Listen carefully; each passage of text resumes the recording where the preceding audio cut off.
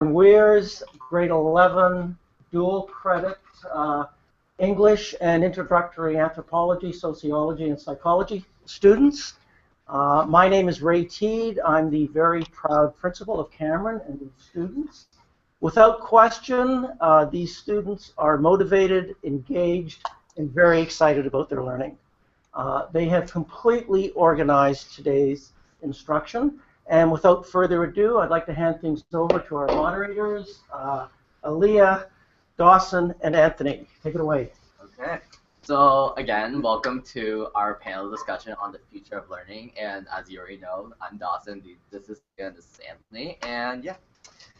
Today we have with us a few change agents, Mr. Carbone, Ms. Fry, Mr. Sharesky, Ms. Sherry, Mrs. Butler, and Mr. Williams, some of which aren't here at the moment, but they hopefully will join us soon. They are all key stakeholders in education.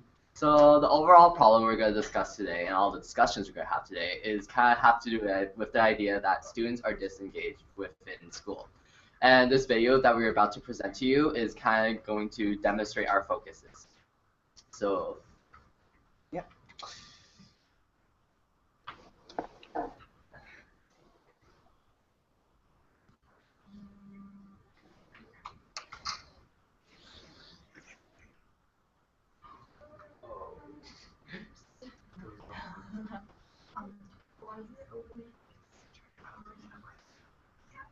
Hello. Hello. Hi, Brenda. Okay, I'm going to try to get Karen in now. That's the link. Okay, I'll give you this one. Can you guys see the video? I could just a second ago. I'm just trying to get Karen's link sent to her now. Okay, wait. In Ontario now. Okay. So we're gonna play the video. I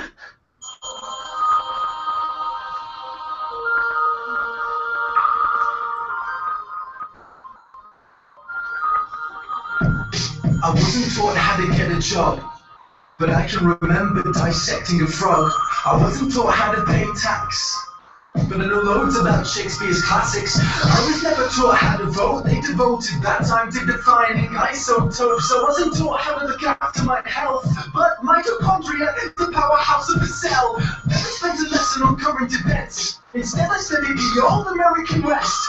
I was never taught what laws there are. I was never taught what laws there are. Let me repeat, I was not taught the laws for the country I live in, but I know how Henry VIII killed his women. Divorce beheaded died, divorce beheaded survived. Now that's in my head instead of financial advice. I was shown the wavelengths of different hues of light, but I was never taught my human rights. Apparently there's 30. Do you know them? I know. Why the hell can't we both recite them both? I know idiots metamorphic and sedimentary books, yet I don't know squat about trading stocks or how money works at all. Where does it come from? How does the thing that motivates the world function? I thought to budget and disperse my earnings. I was too busy there rehearsing curse. It didn't learn how much it costs to raise a kid and what an affidavit is, but that's for days of what the quadratic equation is. And it to b plus or minus the square root of b squared minus 4ac over 2a. That's insane. That's absolutely insane. They never learn that from basic first aid, or how to recognize the most deadly mental disorders or diseases with preventable causes, or how to buy a house with a mortgage if I could afford it, because abstract maths was deemed more important than advice that would literally save thousands of lives. Okay.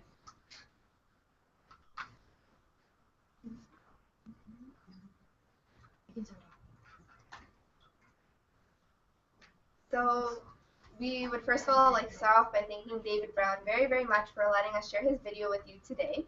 But as you can see from the video, people are not understanding the benefits to the traditional way that education has gone. They cannot understand how they can apply these applications and benefits within these courses to their own lives. And quoted by Karen, which I hope she has joined us by now, she has said that students need to be the scientists and not only learn the profession. This leads into our first topic for today, student engagement. Many people have the wrong idea on education. They feel it is more a burden than an opportunity to expand on their knowledge and skills. Students don't feel that they're learning things that are important to them in their lives and just things that are deemed important by the curriculum. I have an explanatory question for you all. What do you believe should be done to strengthen student engagement?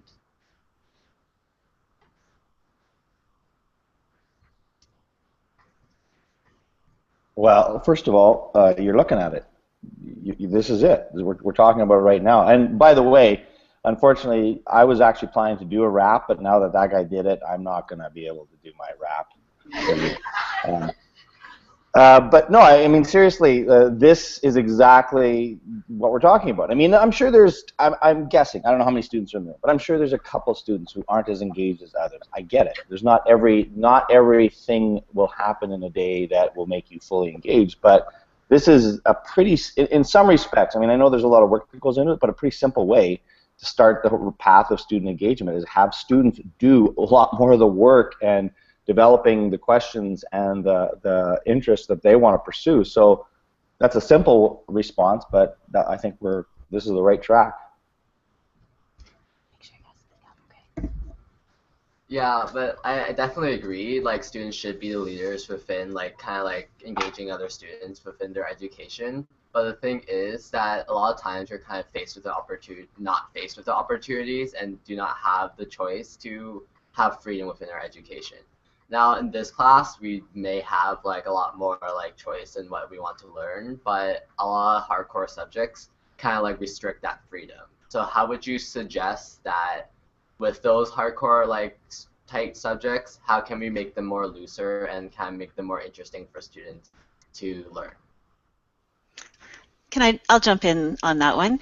I'm fascinated by this discussion, and I completely agree with Dean that you're doing the answers to your question right now. When you talk about hardcore, I think you're talking about things with a really set curriculum like mathematics and physics and that sort of thing. And I just wanted to share with you that in Ontario last year we tackled that question with some of the work that we did, particularly for online students, because we felt that a lot of the curriculum felt like it was being content being delivered into students' heads.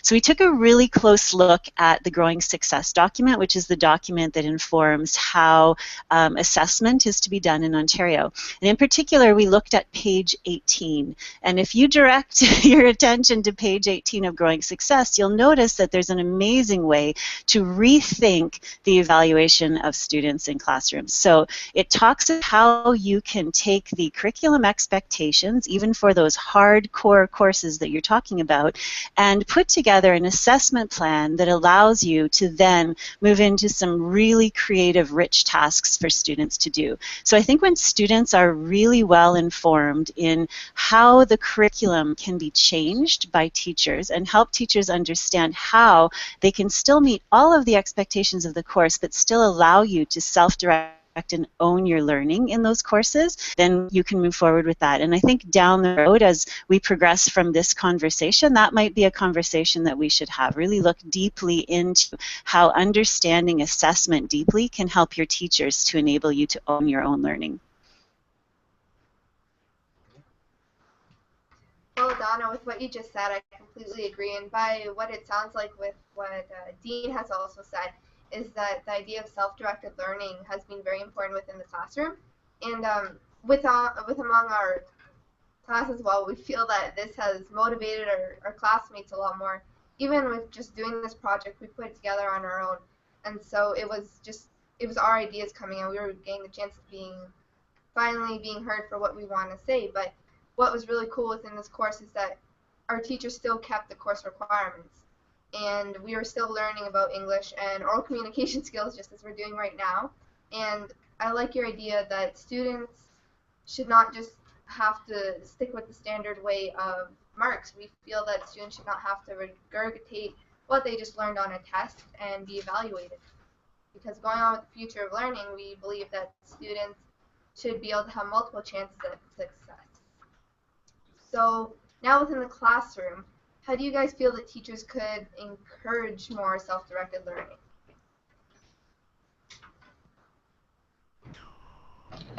I'll maybe jump in and take a stab at this one. One of the interesting terms that seems to be an educational conversation now is the idea of disrupting. And sometimes I've been lately pondering a question which I hope to explore and blog about at some point soon, but I just wonder if the idea of disrupting content would actually shake up the approaches. Because I agree with Dean's opening comments. In a way, you're doing it, but you're owning it. It's like your classroom has become a maker space to explore in a way. And I wonder if we collectively can shift the focus from content and make it more about a deeper learning experience. That might be one avenue to explore. I'd be interested to hear comments from other panelists. I'll take a stab at this one. I think the distinction that Donna made between content and teaching is a really important one.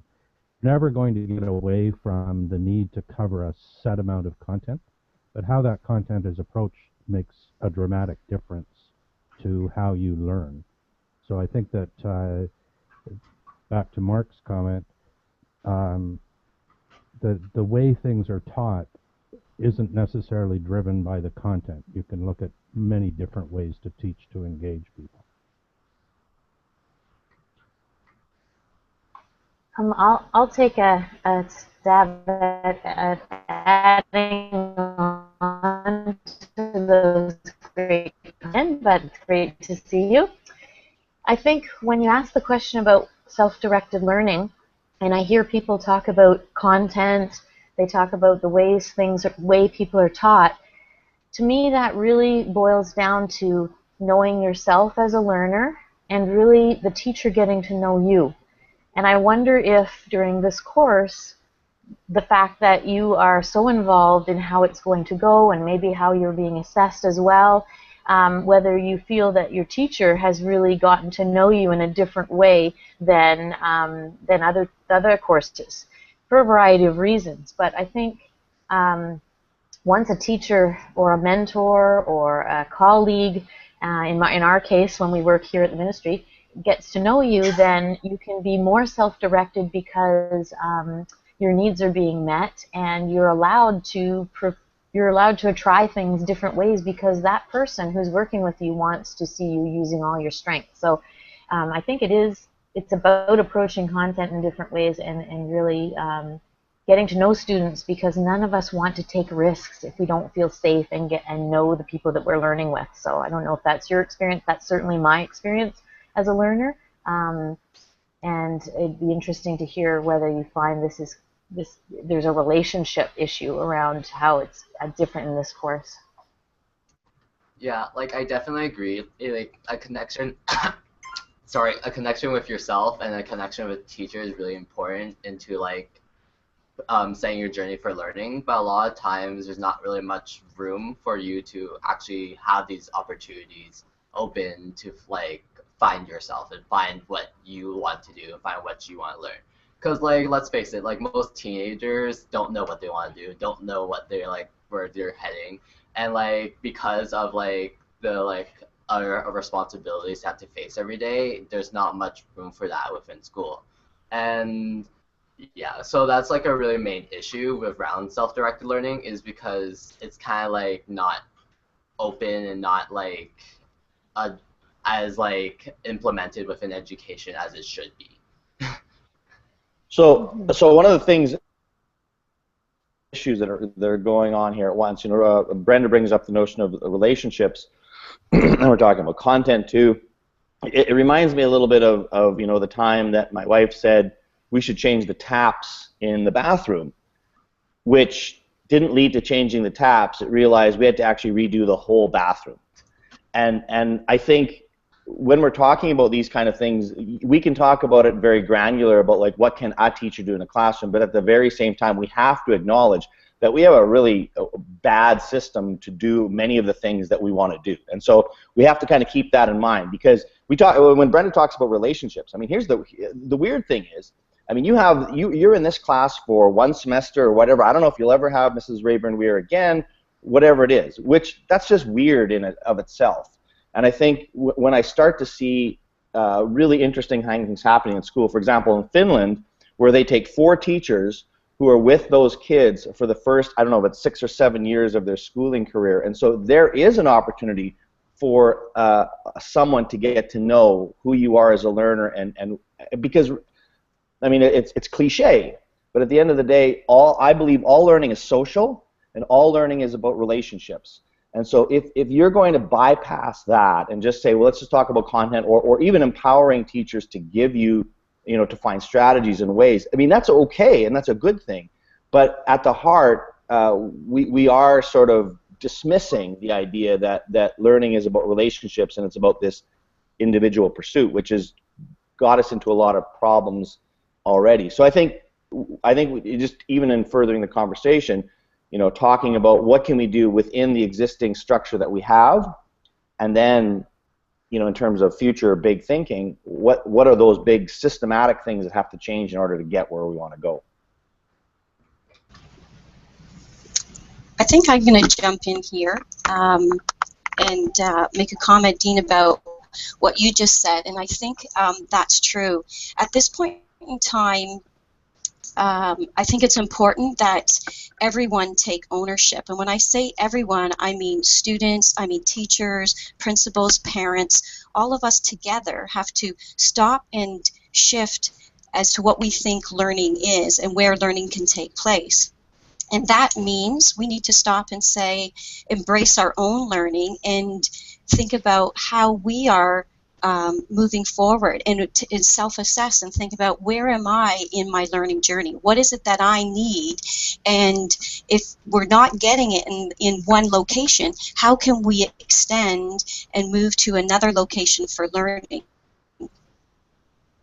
So do that. As educators, we need to stop and do that. As students, we need to make that shift. And as learners, and we all need to recognize, what do we need to do to move forward as learners? And also we need to think about, how are we contributing to the learning of others? So we have 2 responsibilities, and it's at every single level in education that we need to take this responsibility. And I think together that will help the system to shift. We all have to stop and ask those 2 questions. How are we embracing our learning? And what are we doing to make a difference for it? And then how are we helping with the learning of others?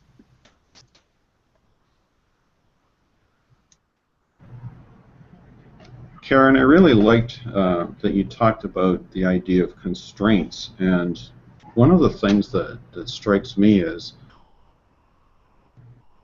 from the classroom level right through to sort of a Canadian-wide perspective, we have to learn to let go of constraints. And that means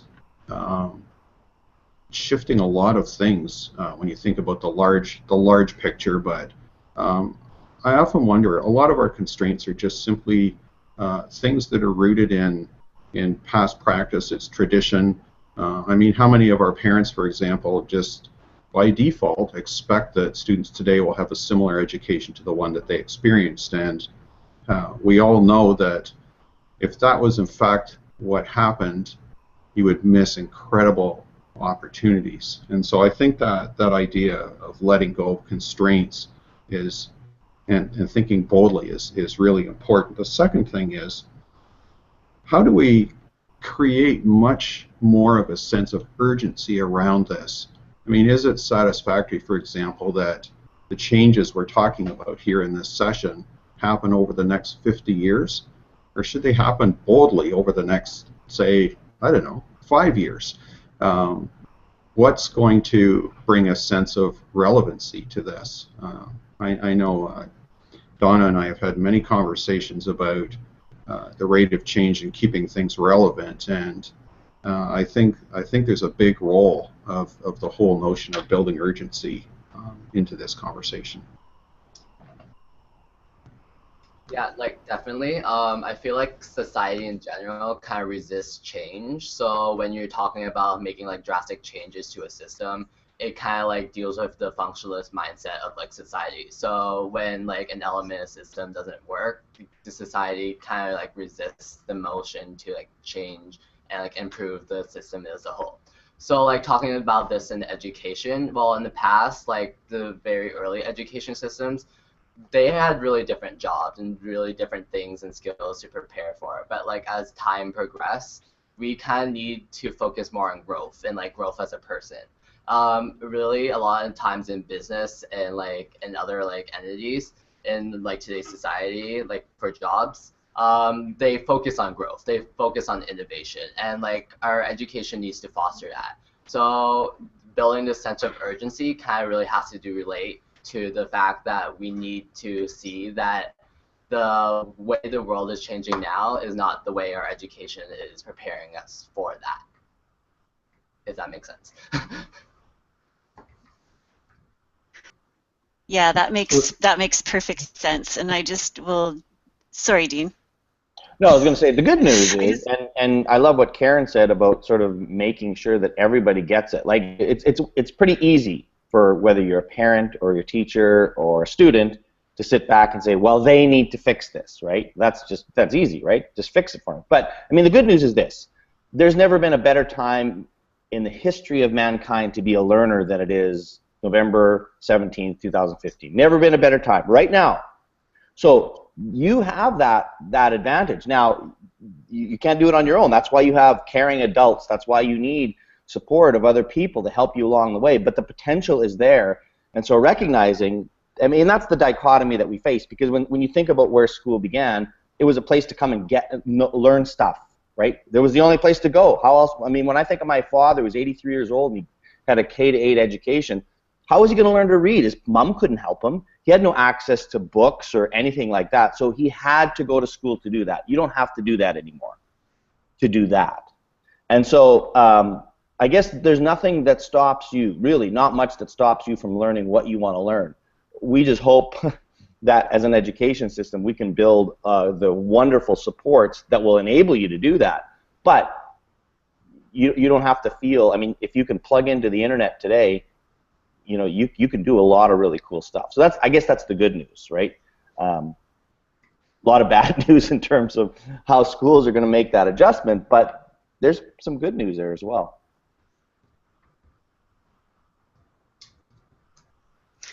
Yeah, and I'll just bop off that for a second to say too that I was listening to Andreas Schlecker recently, who's the education director for OECD, and he was saying, you know, really what we have 21st century students who are sitting in 19th century structures and being taught with 20th century pedagogies.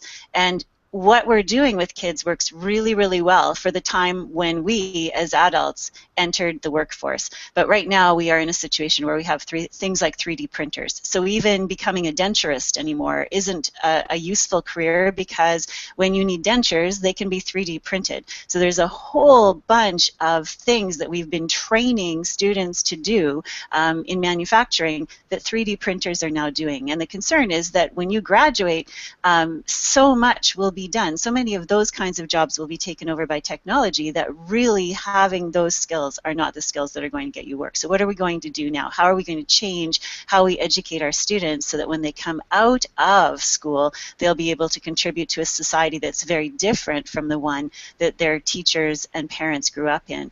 And it's very challenging. You've mentioned a couple of times that you know, parents went to school, teachers went to school. We've all been through a system. We think we're experts at it. And I've always said as a principal that my parents loved everything I did with their kids. They wanted the best for their kids as long as it was exactly the same as when they were there. And we have to rethink how we're doing this, because the skills that you come out with now have to be very different if you're going to succeed in a very changed world. And just to build on that, what Dean and Donna were just saying, and you guys might want to check out that there's a report called Schooling Redesigned that has come from that organization that Donna referred to.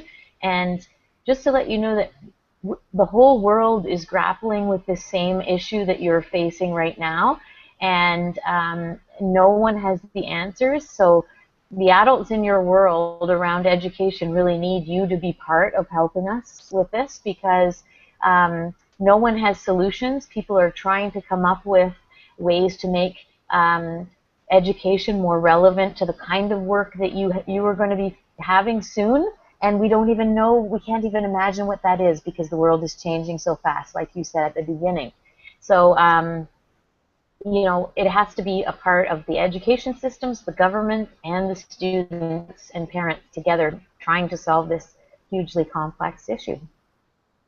So this is, like Dean said right at the opening, this is an amazing thing you're doing right now to connect with other people, because out of this, I would hope that you'll brainstorm some practical ways to move forward for your own school and your own learning.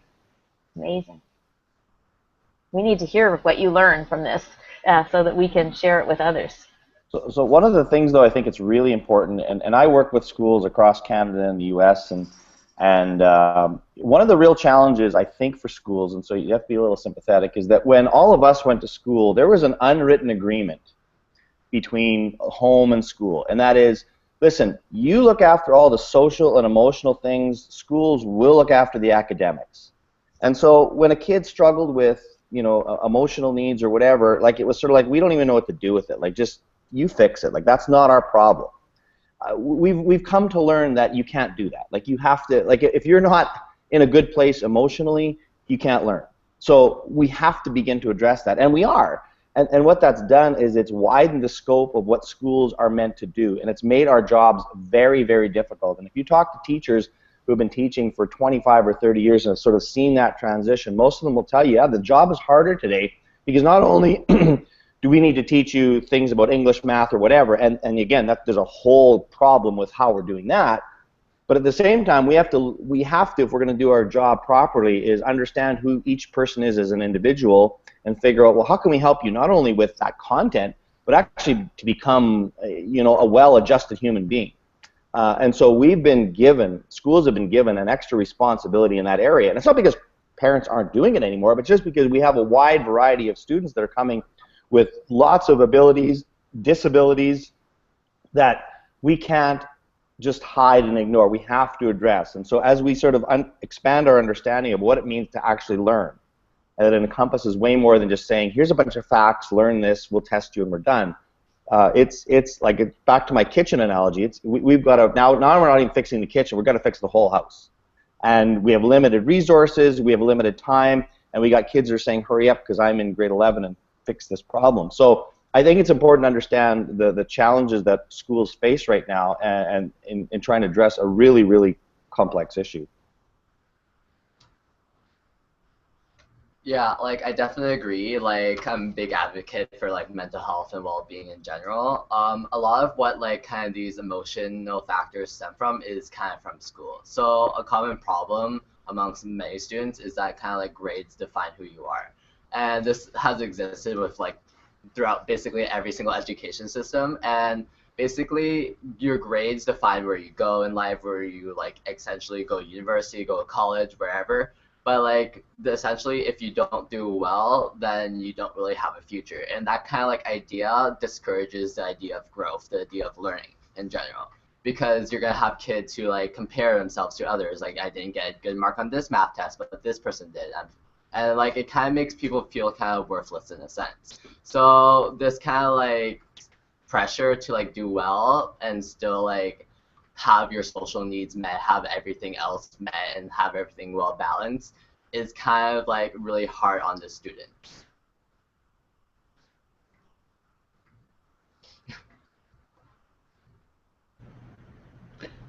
Well, maybe jump in and start a response to that. At a recent event that I had an opportunity to attend, I was actually talking to one of the programmers from Google, and he was talking about their philosophy for actually hiring people, and certainly in their business, he said now it's much less about the piece of paper. It's not so much about the marks. And he talked to me about the scenario of interviewing people for, say, a programmer position. And in the context of our conversation, what he was sharing was it's really important to actually develop your code, put it out in public spaces, and I think he referenced the website GitHub, and people who are on the other side of the table interviewing could actually see what kind of code did you do. You were transparent, you shared it with the world. Are other people using your code and building on it and creating new ideas? And so I was really interested in that because it wasn't so much did I get my programming training at this university or that university, or did I learn it on my own. It became more about the end product of just simply, as a person, and what I learned more independently than how I learned it or where I learned it, how could I benefit this company? And I thought that was an interesting shift, and I must admit that since that conversation, I've been looking at other areas where perhaps we see small signs of things shifting.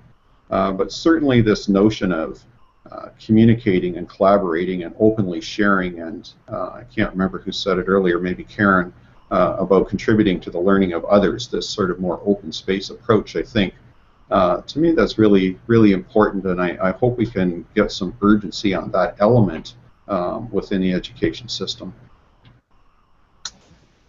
I'm going to jump in there, Mark. I think you're starting to talk about competencies and skills that people need in order to be in the workforce, and I've heard employers talk about, you know, that's the thing that they're looking for, and once they have the employee, then they can teach them all the other things that they need to know, whether it be the procedures or processes within their organization. And so I've been teaching for a long time, and when I go back, and I think I mentioned this to Brenda this morning, we years ago not only assessed students as far as their academic work, but we also assessed their participation and their cooperation, and that was part of the mark that was on the report card. And then over time, that changed to have an academic mark separate from our learning skills and our work habits. And I think you know, now as things move forward in the 21st century and we see this connected learner and the need to be connected online to learn from many people, I think we need to go back and revisit those learning skills and those work habits and really emphasize those as we learn the content, this interdisciplinary content, as we talk about these new learning environments. These are the kinds of skills that I think are really important that all of us as learners need to develop. And when I say all of us as learners, I can say that it's something that the workplace is going through changes, you know, even in the last few years, the way we approach and the way we develop resources and take a look at the structures that are in place, we too are changing and learning. And it means collaboration, and it means a lot of communication, and it's hard work. Learning's hard, and I think we need to embrace both sides of it. The content has to balance with these skills being taught at the same time. Just jump in there and for a second as well. Oh, sorry, Jeff, you go ahead. It's okay. I think the biggest question that you have to grapple with is what the purpose of schools is. And once you've defined that, because back to Mark's comment about constraints, there are tons of constraints that come from society's expectations about what schools are supposed to do. They're supposed to meet your needs. They're supposed to meet the needs of employers. They're supposed to screen people out for university and further education. And so you have to really think about, what do we want schools to do? Should they even look like they currently look? Because part of the function that they serve right now is warehousing students, keeping you out of the job market, for example. So you really have to think hard about why schools exist, what we want schools to achieve. And I think at the end of the day, if we had to reinvent education from scratch, it would look dramatically different from the way it does now. So that's awesome, Jeff. That's exactly the key question, isn't it? What is the purpose of school? So I've tweeted a link now for the group that might help you think a little bit about that. And I just wanted to go back to the very first question before Mark started off on the idea of mental health. And I think we're very much aware that high schools are a place where kids start smoking. High schools are a place where kids experience a great deal of stress. And when we look at some of the structures of our school, I think that contributes greatly to that stress. We used to think it was a good idea to throw kids into desks in massive gymnasiums to write their final exams that most of their marks were riding on. We talk about, you know, get this in by such and such a date or at 0, and we put all these pressures on kids all of the time instead of thinking about the best possible learning environment for everyone. As Karen was saying, we're all learners in that environment. And when my kids go to school, if they're hungry, I'd love for them to be able to grab a piece of fruit or a fresh snack to keep going in their learning. So why aren't our schools places that are inviting, that invite the community in to share learning? Why aren't they places where learning is at the center instead of a stressful environment where there are all these expectations that are being graded and assessed to put together for that final 2-digit number that represents our kids? So I think we need to really rethink that part of it. I recently saw a school who got rid of their code of conduct, the expectations for students, and changed it into what we promise our children from the adults in the building. As adults in the building, we promise to do this for you, and refocused their idea of what was important in the school, not on student expectations for behavior, but on what the adults would do to encourage the students to learn. A very different focus, and really focusing on student well-being. Yeah, like definitely. I feel like the tone is really important. Like if the environment is not really like nurturing or fostering, then the students won't want to like be in that environment. So it's all about kind of like setting this environment in place where like students feel welcome to like share their ideas, feel open, and like develop their skills, as well as implementing that as soon as possible. Because we can say all these things that we're going to like change the system, but how urgent is this going to happen? How like fast is this going to happen? And you know, we can say that this is going to change, but if it changes in 10 years, what about all those kids within those 10 years, right?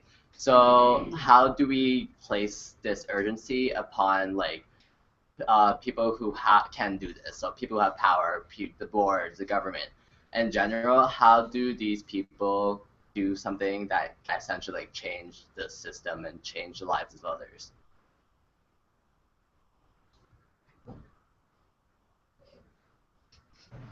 Well, with this, I actually think that what Dawson was trying to say was, why is there sort of a disconnect between the outside world and the inside of the classroom?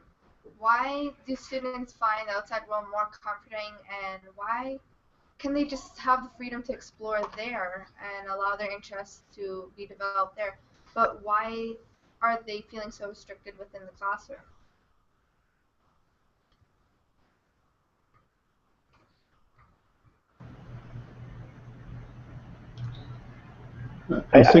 Go ahead, Mark. Oh, thanks, Dean. I'm thinking about a couple of things. Part of the comments you made were about the people in charge, that element. I think there's a collective will that's necessary to change education. But a personal thought is, some of the roadblocks to change are just, I think, contained for me in the notion that a lot of the people that are maybe in power seats in terms of making decisions have been through schooling in the old way, from your point of view, and they haven't experienced learning the way you want to experience learning, the way you're experiencing learning here today, for example. A lot of those folks haven't done that, and so I think there's some interesting conversations to explore just around the idea of should the change process necessarily be so controlled by those kinds of decisions? Is there a more open and collaborative way to perhaps move that agenda forward? And my second point would be, I think we've never lived before at a time when the rate of change has been so rapid. And I think the truth of the matter is a lot of people are simply reluctant to change, and change makes them uncomfortable. And so part of the dilemma here in making any kind of a move is getting people more comfortable with the change process.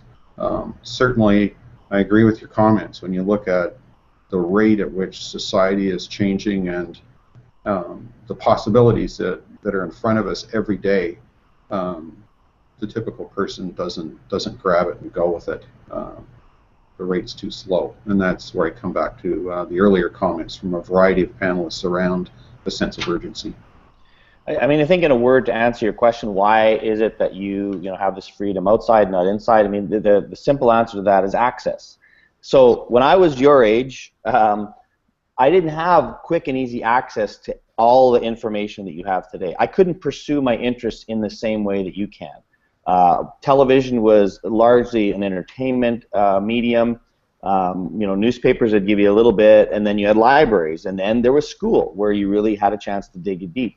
You don't have those restrictions anymore. You can learn whatever you want whenever you want, and so that glaring dichotomy between what you do on the outside and what happened on the inside didn't exist for all of us. We didn't have that dichotomy, and it's really hard for you to kind of get how that was.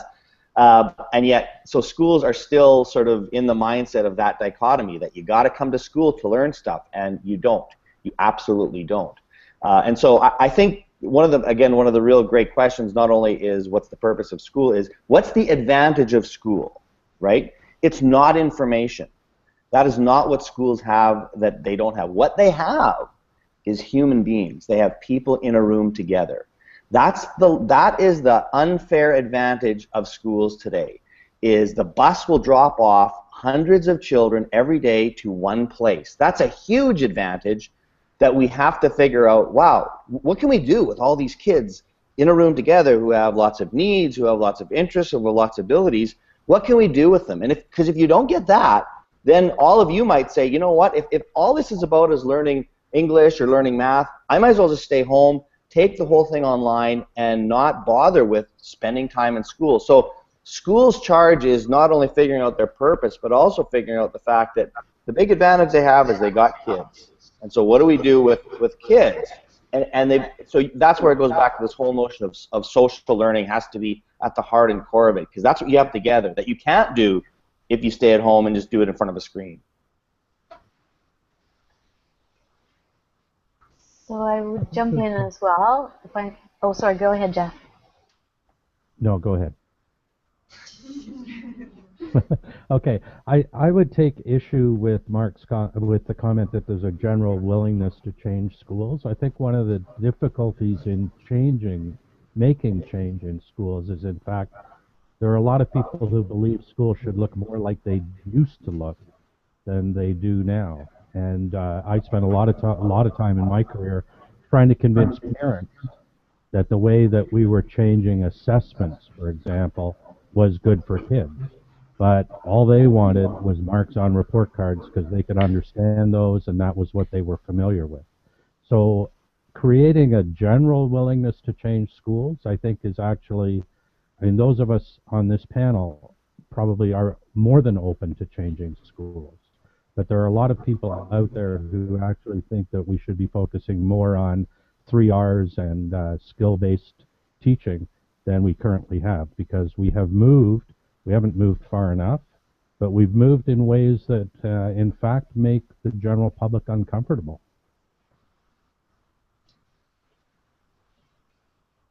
I wanted to jump in on your earlier question about the urgency of change and how you were concerned that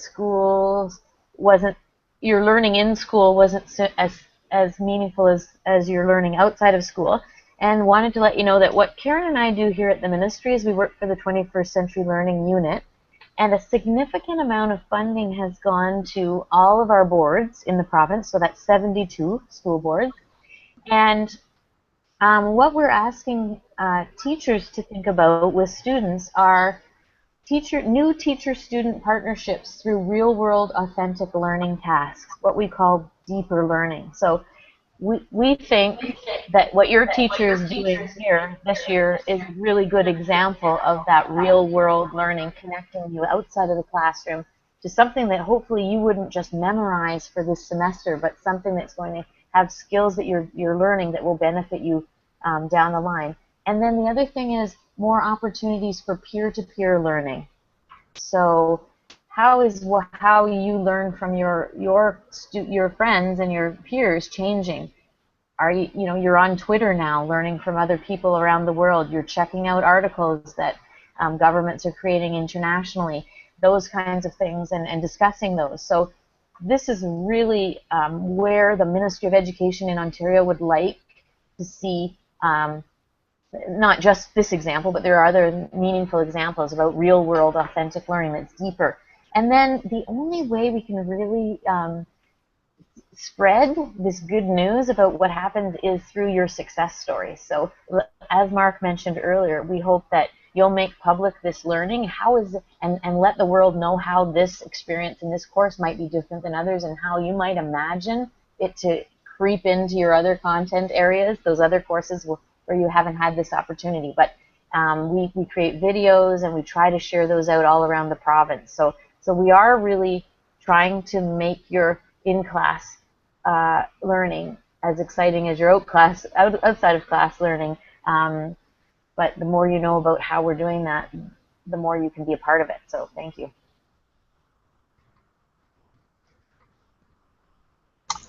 I'm just going to jump on that piece that Brenda was mentioning in regard to the funding that's gone out to all the boards. And along with that funding, we also initiate that a certain portion of that needs to go to teacher learning.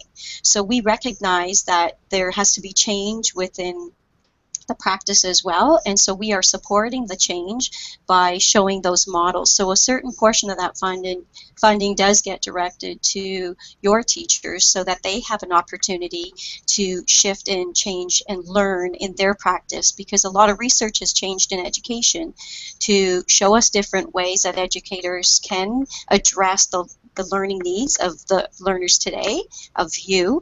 And so we are helping these teachers to make the changes necessary in their learning, in their practice, and hopefully that too will spread as we gather that across the province. That's so important, Karen, and I know we haven't talked a lot about teacher learning, and I want to jump in on that for a second, because the work that Mark and I do through OSAPAC is very much related to that. And what we've learned over the last few years is we hear from teachers all the time that they're too busy. Teachers work really hard. We all know that. We've all been teachers. They work extremely hard.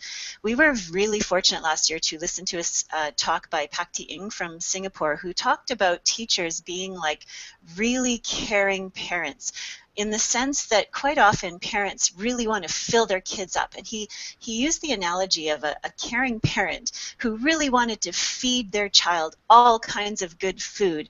And they would make food, they would work so hard in the kitchen and make food and make food and make food, and then the child would come in and they would try to stuff all that food into that child. And the child would say, no more, and run away. And he likened that to our schools today, where teachers work so hard, but the kids don't want all that stuff stuffed into their heads. And he said, you have to remember that the person doing the work is doing the learning. And he said, teachers should be more like gourmet chefs. They should create tiny little wonderful things that they put in front of the children that entice the children to want more and more and more.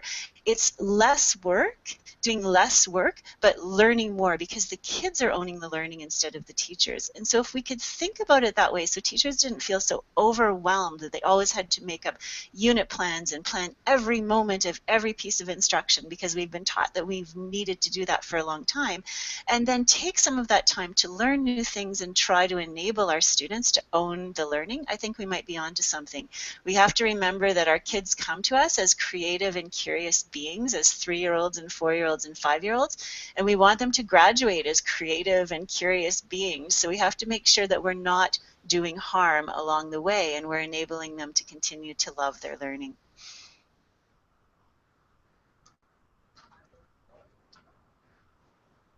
So like on that, how would you say that, how much freedom do teachers actually have when it comes to this? So how much freedom do they have to go off the unit plan and actually make their own activities within the classroom?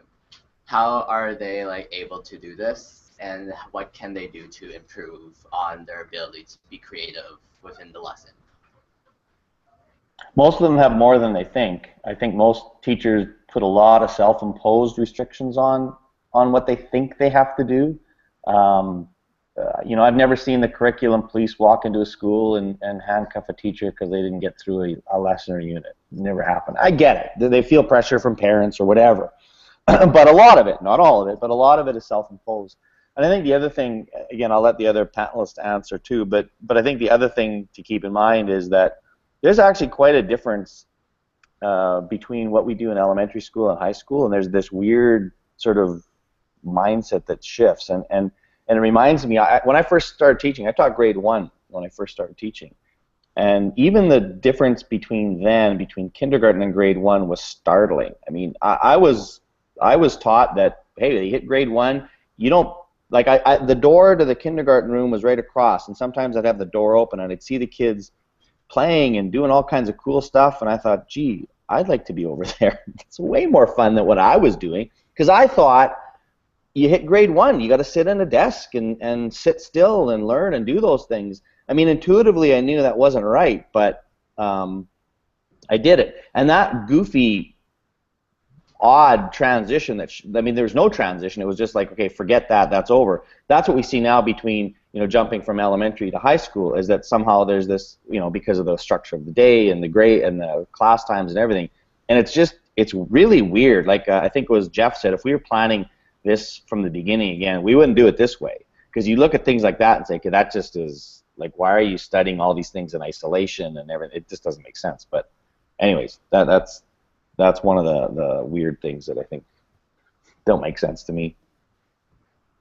I would have to really agree with Dean. Teachers superimpose those, I think, a lot of those restrictions on themselves. As an elementary teacher, I was teaching last year. I was half-time as a vice principal and half-time teaching. And I had a lot of flexibility to look at the curriculum and look at my overall expectations, because those were the ones that I needed to evaluate. And I could take two or three. When I taught primary, I would teach a lot of science, a lot of language and math through my science curriculum. So there was in elementary to get creative and really meaningful for students. Karen might want to reflect on the secondary, because that's where she's been teaching. She was teaching secondary last year. I don't know if you have anything to add to that. I'm just going to share one story. When you were mentioning that, Brenda, I was thinking about, it's also something that, yes, teachers have that freedom, but I saw recently in the last school that I was teaching in where the freedom was given to the students, in that when it came to the culminating activity time and the students had the opportunity at that point to demonstrate their learning, what they did in this particular school was the students were given those culminating tasks from the various subject teachers at secondary, and the teachers empowered the students to look at those tasks and to make the connections where science and computer science might relate to each other in relation to that culminating activity, so that the students could then find those connections, go to both of these teachers and say, this is how I see these two tasks relating to each other, and this is what I think I can do to demonstrate that learning. And it empowered the student to have the opportunity to do one culminating that was going out to 2 or 3 teachers, because they were empowered to find those connections in their learning, because they were getting these activities dependent on their schedules. So that was one way, and I know there's a number of ways we are making those shifts, but that was one way that I saw that was quite creative. Absolutely. No, go ahead, Donna. After your comment, we're going to have to wrap up, but please feel free to share. Well, I was just going to bring it back to what you're doing right here. This is blowing away the structure of high school by combining 2 classes into one and having a long period of time to work on a number of different ideas that meet the expectations for 2 courses. So you're demonstrating it here. As a principal, I used to put the first-year computer course with the English course, because the kids were were wanting to use word processing for their essays anyway. This was some time ago when that was still new. So why wouldn't we combine those two courses? I always thought math and phys ed would be a perfect combination. When you get frustrated with the math, you can go play basketball. I mean, it's perfect. There's so many ways we can just bust open the structure of schools to allow expectations to be doubled up and have students work, intently on a project that covers a number of expectations. So congratulations on doing that right here and now. Well, thank you. We appreciate that. I just wanted to say we're coming to the time where we have to end off, but on a personal note, thank you so much to our panel, because we know you guys are busy, and we so appreciate that you've taken the time out of your schedule to join us.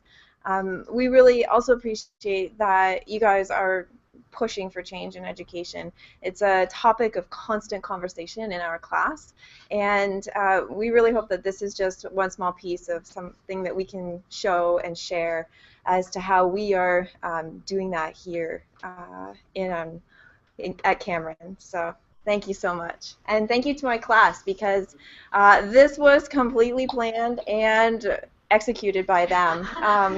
It was a lot of work, but I'm so proud of the work that my students did to be able to make this happen. So thank you so much, guys, as well as to our panelists. It's way easier if you just let the teacher do all the work. Way easier. Not as much learning, but easier. So anyway, thank you so much. Thank you. We really appreciate your time. Thank you. Cheers. Oh.